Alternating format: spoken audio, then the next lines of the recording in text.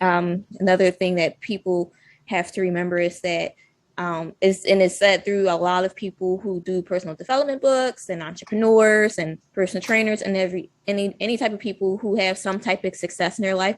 They always tell you to look at the 5 people that you surround yourself the most, and whoever you surround yourself the most is with or associate with is a mirror of who you are. Absolutely. So it's the best to surround yourself with the people that you would like to be, or that you admire, or that you connect with, not people who you have a disconnect with, or they're negative, or they're not supportive, or anything like that.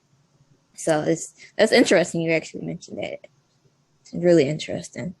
So, would you say that the type of media that is put out is one of the most overrated things in the fitness industry, or do you think there's something that's above that?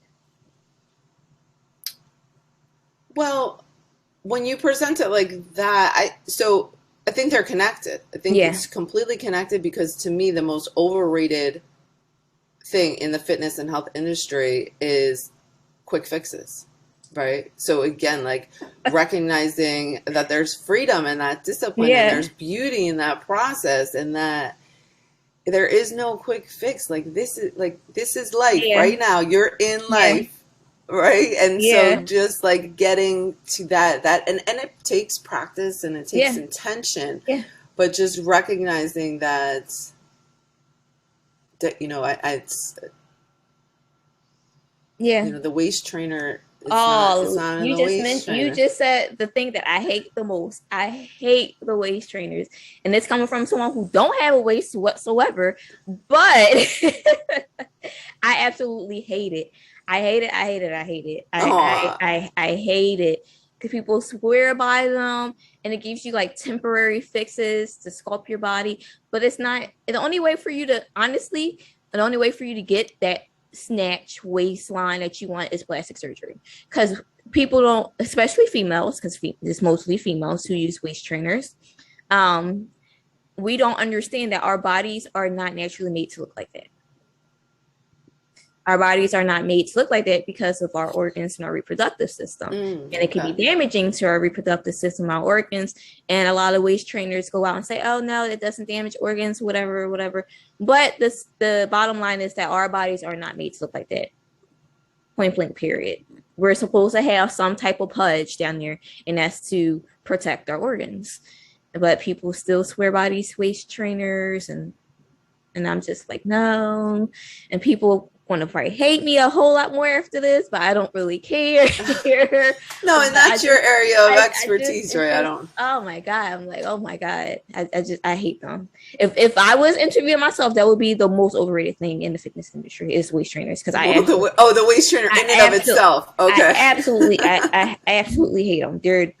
I hate them. People spend hundreds of dollars on this when they can be spending it on exercise equipment, food, personal development, classes. I just hate it. And again, I don't try my best, not to pass any judgment. Everyone has their own journey, and they learn on their own. I'm not trying to pass any judgment or anything like that, but Chanel is not a fan of those. No, I understand. And it's part of that whole, it's part of our culture. It's part of that quick fix, instant gratification mentality. Mm-hmm. I'm sure I have things that I've bought that I'm like, Mary, really? Again, like why I decided I was not, I closed my Amazon. I don't have that app on my phone. Because I was just like when you look at some of the things that you buy, but it's our culture. It's our society. We are just so, again, like, okay, you know what? How can I fix this? Yeah. How can I fix this right now? Yeah. Yeah. Yeah. So you have to be intentional. Yeah. I did I'm trying to figure out I don't remember where I posted it. I did a blog about instant gratification. I think I did it on Thrive Global. It's like a subdivision of Huffington Post. And I did something about instant gratification on there, and it's just, doing the research and stuff like that really opened my eyes that our society is so fascinated with getting things right now, and no one is patient. And I think that's another practice that people need to practice is patience. Because if you don't have the patience, then you're going to be one of those, no offense to you, Mary, but you're going to be one of those who are spending hundreds of dollars on quick fixes and detox teas. I hate those too. And just detoxes in general. There's nothing wrong with detox, but if they're like detox teas and weight loss teas and all this other stuff. And another thing that I hate, see, now you got me on a rant. Another thing that I hate is Herbalife stuff. I hate that stuff. Like, I just want people to eat real food and treat your bodies right and just go out for that walk. You don't even have to be into weightlifting. Just go out for a walk or whatever, and just do some stretches if that's the only thing you can do. Stretching, so valuable. So valuable, and it requires patience.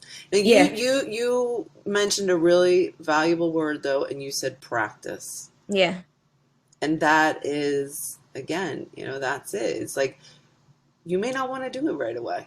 Yeah. But it's that practice of and that skill building of retraining our mind and saying like, because we get into these patterns. And again, all the quick fixes, all the teas and all the waist trainers, we see that constantly. Yeah. We see that. So it's easy. So the mind like safety and security. It goes to what's easy, what's familiar. Yeah. So that when you said practice, that like really resonates because yes, you have to practice looking elsewhere. You have to practice other options. You have to practice like really, again, being intentional about what you allow into your space and your medias and your feeds and your mind. Mm-hmm. Yeah. Most and it's practice. It takes practice.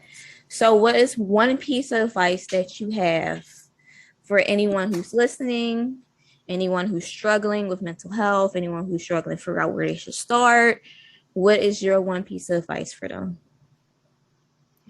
My one piece of advice would be a lot of what we spoke about, just to start.